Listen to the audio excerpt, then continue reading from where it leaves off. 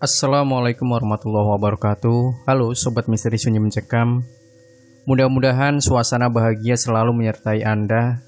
Kalaupun ada di antara Anda yang saat ini sedang sedih karena mungkin tidak punya uang, tidak punya pacar, tidak punya pasangan, atau sedih karena apapun, ya, di sini kami hadir untuk menghibur Anda, tentunya dengan menyuguhkan cerita-cerita misteri yang menarik untuk Anda simak. Seperti kisah berikut ini yang sudah siap kami persembahkan untuk Anda, berjudul Gara-gara Ilmu Pelet. Kemiskinan yang mendera membuatnya dendam pada kehidupan dan lingkungan tempat ia lahir dan dibesarkan. Maklum, hampir tiap saat selain mendapatkan hinaan, bahkan kadang tak seorang pun mau didekati, kecuali kalau mereka butuh bantuan Joko untuk mengerjakan pekerjaan rumah dari sekolahnya. Ya, walau hanya anak seorang janda yang kerja serabutan, namun Joko juga tergolong tampan dan pandai. Konon ia terlahir dari hubungan terlarang antara sang ibu ketika menjadi asisten rumah tangga di kota dengan putra sulung majikannya. Oleh sebab itu, sejak lahir Joko tak pernah melihat atau mengenal ayah kandungnya. Beruntung Joko tergolong anak yang pandai, sehingga ia selalu mendapatkan beasiswa sejak duduk di bangku SD hingga SMA. Tapi sayang, walau banyak guru menyarankan agar ia melanjutkan pendidikannya di perguruan tinggi, namun Joko menolaknya dengan halus. Ia bercita-cita ingin merantau dan bekerja di Jakarta dengan berbekal selembar ijazah SMA dan SIM A umum yang didapat sejak dirinya menjadi sopir cadangan Mas Tarno yang tiap harinya membawa minibus atau lebih dikenal dengan sebutan bis tuyul dari desanya menuju ke terminal Giwangan. Sebelum berangkat, Mas Tarno mengajak Joko ke rumah Mbah Harjo untuk melakukan ritual pengisian badan. Tujuannya satu, agar dirantau orang, Joko disayangi dan banyak punya teman. Sebelum pulang, Mbah Harjo berpesan, "Mudah-mudahan di sana banyak punya teman. Tapi ingat, godaannya berat, perempuan. Jadi jangan buat sembarangan. Pilih yang cocok dan cantik, terus nikah," kata Mbah Harjo mewanti-wanti. Mas Tarno dan Joko pun langsung pamit pulang. Singkat kata, bermodalkan SIM A umum dan sertifikat safety driving, Joko diterima di suatu perusahaan multinasional yang bergerak di bidang perminyakan. Hanya dalam beberapa hari, hampir seluruh pengemudi di kantor maupun yang berkantor di building yang terletak di bilangan Kuningan ini mengenalnya dengan baik. Menginjak hari ke-10, Joko diperkenalkan oleh istri majikannya yang baru datang dan rencananya akan menetap selama setahun di Indonesia. Joko yang selama ini tak pernah bergaul dengan orang lain, barang sekalipun, sontak terkejut. Hatinya berdesir melihat penampilan dan tubuh seksi istri sang majikan. "Irene." Demikian kata sang istri majikan memperkenalkan diri sambil mengangsurkan tangannya. "Joko," sahutnya. 3 hari kemudian, saat sang suami yang pekerja keras tengah menyelesaikan pekerjaannya, Joko dan Irene bergumul panas di ruang tamu apartemen. Entah berapa kali keduanya melakukan. Yang pasti mulai pertama, Irene benar-benar merasa terpuaskan. Sebelum Joko menjemput suaminya di kantor, Irene mencium pipinya sambil menyelipkan sejumlah uang ke saku celananya. Beberapa teman yang akhirnya tahu perbuatan Joko mengingatkan agar tidak meneruskan hubungannya dengan Irene.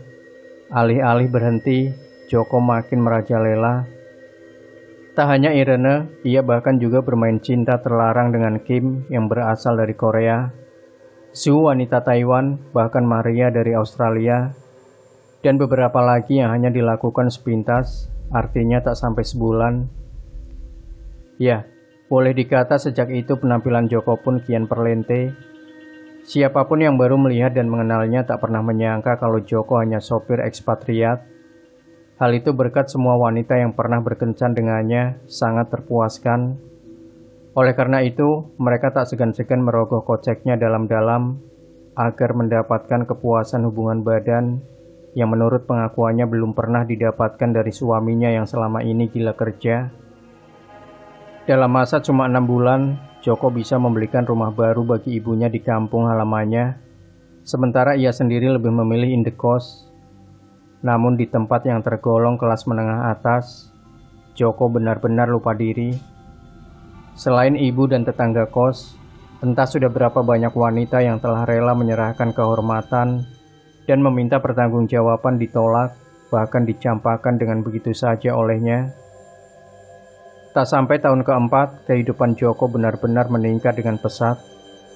Rumah lumayan besar beserta isinya, ia sudah punya. Rumah itu diurus oleh Mbak Iyah, perempuan desa bertubuh tambun yang datang dari desa di lereng Gunung Wilis untuk mencari kerja di Jakarta.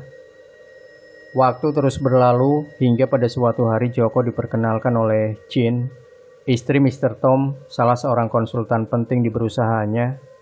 Setelah saling sapa dan berjabat tangan untuk memperkenalkan diri, Joko tertegun. Betapa tidak, walau matanya nyalang melihat keindahan tubuh wanita yang di depannya, namun Jin tak merasakan apapun juga. Karena penasaran, setelah mengantarkan Mr. Tom ke kantor, Joko sengaja menyempatkan diri keluar dan datang dengan membawa setangkai bunga untuk Irene. Alasannya sebagai ungkapan selamat datang dan salam perkenalan. Namun apa daya, bunga itu diterima dan langsung dibuang ke tempat sampah. Sementara Jin langsung masuk sambil membanting pintu dengan keras. Joko pun kembali ke kantor. Ia yakin tak lama lagi Jin bakal mencari dirinya seperti yang lain. Namun apa yang terjadi? Baru saja mobilnya parkir di basement kantornya, HP-nya berdering. Ternyata panggilan dari Dora, manajer SDM kantornya. Bergegas ia mendatangi.